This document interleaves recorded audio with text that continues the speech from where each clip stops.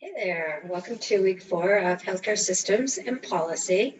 So last week we spent quite a bit of time talking about the impact of physicians, their role, how they impact healthcare services, delivery, cost, etc. And this week we're going to talk a bit about hospitals. So hospitals, we have typically two types of systems that you'll see, for-profit and nonprofit hospitals. But actually in the way that they function, operate, and the impact they have on cost to the system is very similar. So as you can see on the screen, they're similar in pricing and in the quality of care that's delivered. So what's really interesting also is they're similar in the level of uncompensated care. So in other words, charity care.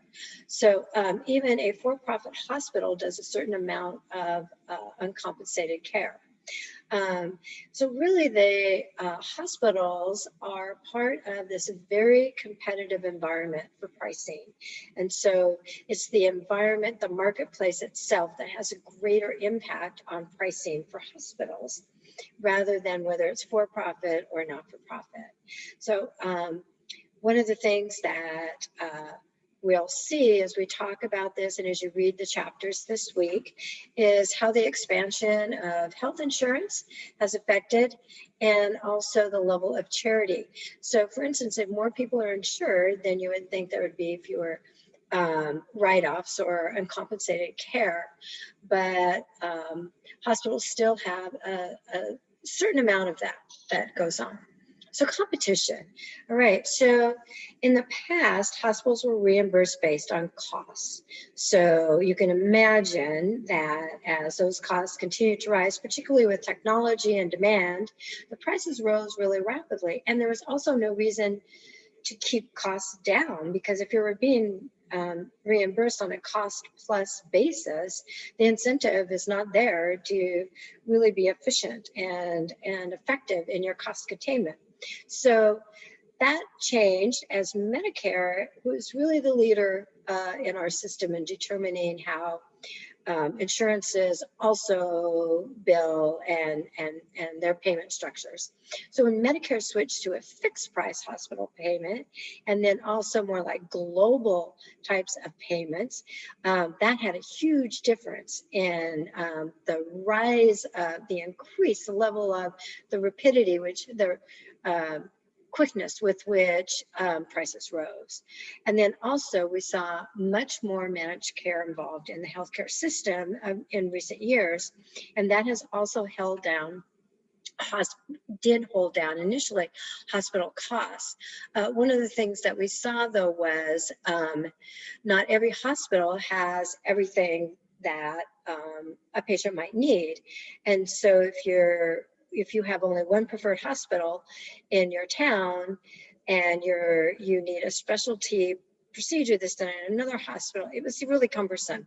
And there was great pressure on insurance companies by the employers who were purchasing the plans to add more hospitals. So then you began to see that hospitals were included in pretty much most of the insurance companies' plans in their area.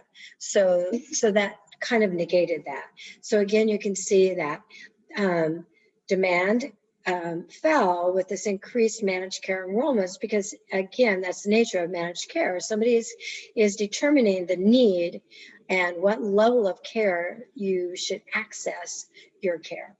And so this had an effect on hospital prices. Also had, we saw a decrease in excess capacity. And so hospitals started to close and merge, because as you know, the enrollment is driven down, then obviously revenue and then profit is driven down as well. So then we have fewer hospital competitors. And what happened was, if you have fewer competitors, right, then they have more market power and they can make greater demands in negotiations with insurance companies or with the government. And so prices began to rise again. So again, you can see these market forces at play. So as you read through the chapters, think about that. I think that my personal takeaway about hospitals is that a lot has to do with the economics that are at play at that time. The future of hospitals is a bit unknown, as are most aspects of healthcare systems.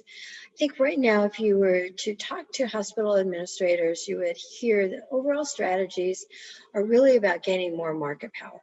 The more market share and market power they have, the better they are able to, again, negotiate with insurance companies or employers or health other players. Like, for instance, hospitals negotiate with physician groups. So, for instance, an emergency department might contract out, right? So, again, if you're a gorilla in the marketplace, then you have greater bargaining power. If the trend continues, we'll see continuing more mergers, which means we'll have bigger, fewer, but larger hospital systems, right? And those may include clinics and outpatient clinics, so that they're expanding horizontally as well as vertically, and that they may cover larger geographic areas as they become larger. Another trend that we're seeing is physician integration, where hospitals have thought about hiring their own physician staffs, not just as hospitalists, but maybe their own emergency department physicians or their own group of cardiologists or orthopedic surgeons and that sort of thing. So again, we start seeing this expansion both vertically and horizontally.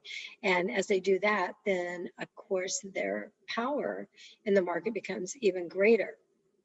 Physicians, as we talked about in our last segment, struggle to open up small clinics or new clinics, solo practices, because of for many factors, but it makes it more it makes it easier for hospitals then to go in and buy up struggling physician groups, particularly smaller physician groups and that sort of thing. So the other thing is hospitals are figuring out how to respond to the changes that have started to come about in terms of what we call broader payment systems. It started with, from diagnosis to final treatment, anything and everything in between was kind of lumped together in this broad payment. And so you had to work with these various steps along the way in terms of payments. And of course, managed care plays a large role in that. Physicians, if we think about physicians in hospitals, one of the things I wanted to point out was that hospitals are in kind of a unique position, because one of the main drivers of tests, procedures, etc., is from the physicians, right? They're asking for operating rooms. They're filling the hospitals up. They're referring their patients to these hospitals. They're ordering physical therapy. They're ordering lab tests, radiology, etc. And so hospitals are very dependent on those physicians to refer patients and refer their business there. And so, but they aren't employees. So hospitals, it's a delicate balance in terms of how much control they have over what physicians do, because they also want their business. So that's been an interesting thing. And I think managed care has begun to kind of overshadow that. And it would be interesting to see what happens as physicians now become employees of hospitals. I think a lot of that will change. So hospital scenarios and trends, where are we headed? So Medicare reimbursements for hospitals have continued to decline under the Affordable Care Act. And so this means that hospitals are really being pushed to be far more efficient. And also you'll see the development of like urgent care centers right next to the emergency room. So there can be a triage and you can be moved in this section or that section. And then again, the use of these outpatient settings, which will reduce inpatient admissions. So inpatient admissions are the most expensive part of what a hospital does. So if they can target these in a way that they're really applying the resources, the critical resources they have appropriately to the needs of patients, then that will help with their cost containment. Another trend that we see is what we call capitation reimbursement. And as we move farther into the term, we'll talk a lot more when we come to insurance companies and that kind of thing. But episode-based or capitation reimbursement means, so for instance, capitation, a certain amount is allotted for a member's healthcare for the year. And that is often driven by their primary care, is usually sort of the beginning place for all of that. And then they're given so much patient per member per month in payments. And then that affects how hospitals are paid as well. And so it's when you don't have that cost plus, but you're given a finite amount of average of your patients, then, so for instance, here's an example. If a woman goes into labor and delivers a baby, there may be an average price that's attached to that. So if that's what you get, and if your labor and delivery is very complicated and very expensive, you're still not getting that extra cost covered. But on the other hand, if your labor and delivery is very quick and easy and kind of drive through, then there's money left over. So you can see that managing this is really difficult, and again, this is a trend that we're going to have to kind of keep an eye on.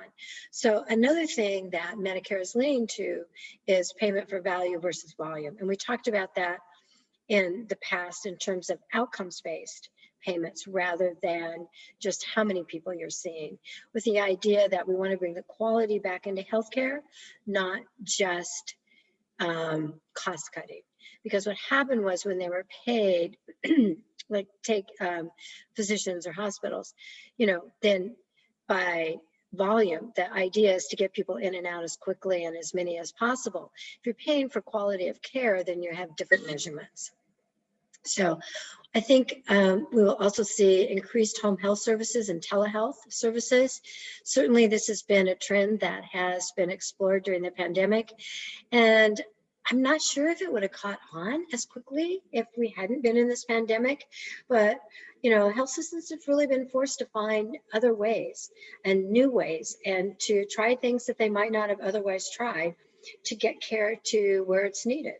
And of course, technology is a huge driver as we have increased advancement in that area. So we can offer more and more procedures as outpatient. So things that, particularly surgeries like a knee replacement that would have always been done in the hospital, can now be done as a day surgery, drive in, drive out, same day. And so with the use of different types of techniques, we're learning how to manage this even better. And those who don't get on board with these new trends in terms of payment, like broad-based payment and that kind of thing, who are relying on fee-for-service are going to find that that continues to diminish. The fee-for-service amounts are going to continue to drop, and it's going to be a shrinking area of healthcare service. So I have a couple of questions for you to think about as you're doing your reading and your discussion forums and thinking about our topic of this week. So the first question is, will hospitals be able to think in terms of the entire continuum of care? So this is, we're thinking, now remember, we're zooming back out and we want to fix this whole healthcare system, right? And so if hospitals are going to be an integral part, should they be part of, their contribution in the entire continuum, so including preventive care and that sort of thing? And then secondly, will hospitals be able to think in terms of managing the health of a population? Is this something that they can shift to? Because in the past, hospitals were a place that you were taken when you were broken and they fixed you up and sent you back out. So can they be part of this larger movement?